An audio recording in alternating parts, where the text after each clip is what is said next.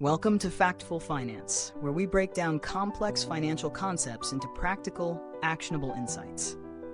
Did you know that nearly 70% of Americans don't feel confident managing their personal finances? Let's change that today. In this video, we're diving into 10 financial FAQs every beginner should know. Whether you're just starting your journey or looking to solidify your foundation, we've got you covered.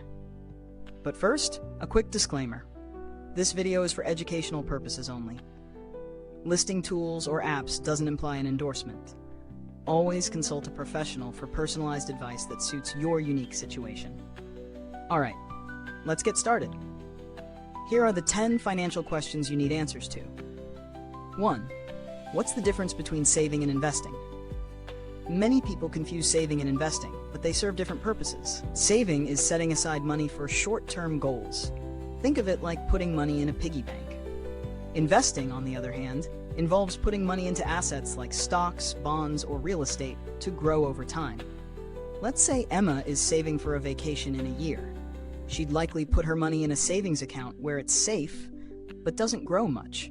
However, if she were saving for retirement, she'd want to consider investing to potentially earn higher returns. Number 2, why is budgeting important? Budgeting is the foundation of financial success. It's your roadmap for how to allocate your money. Picture this. Liam earns $3,000 a month. Without a budget, he may end up spending $500 on impulse buys. But by sticking to a budget, he allocates $1,000 for savings, $500 for rent, and the rest for essentials. With budgeting, you're ensuring every dollar has a job. 3. What is an emergency fund? Think of an emergency fund as your financial safety net. It's the money you set aside for unexpected events, whether that's a medical bill, car repair, or job loss. Financial experts recommend saving at least 3 to 6 months' worth of living expenses. For instance, if Noah has $2,000 in monthly expenses, he should aim to have $6,000 to $12,000 set aside for emergencies. 4. What's the best way to manage debt? Managing debt is all about understanding how much you owe and creating a strategy to pay it down. The snowball method is popular. This involves paying off your smallest debt first while making minimum payments on larger ones. Once a small debt is cleared, you use that extra money to attack the next smallest debt.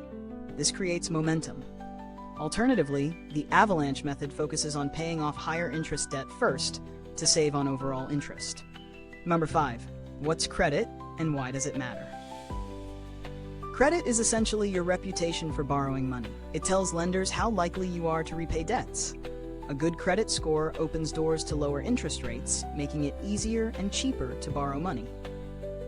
If Olivia wants to buy a car or a house, having a high credit score means she could save thousands on interest. Always pay your bills on time and keep your credit utilization low. 6. What's compound interest? Compound interest is the magic behind growing your wealth.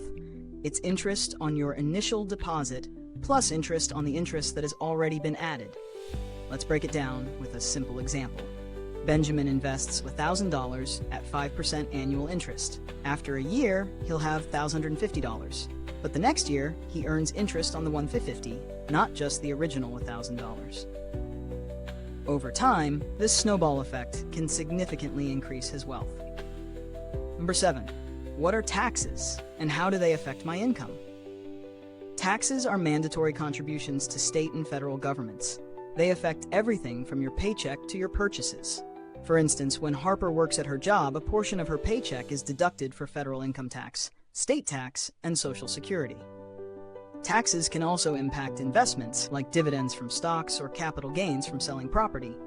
Knowing how taxes work can help you optimize your earnings. 8. What's the difference between a 401k and an IRA?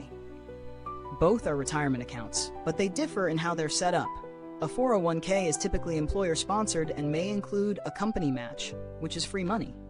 On the other hand, an IRA, individual retirement account, is set up by you, and you have more control over your investment choices.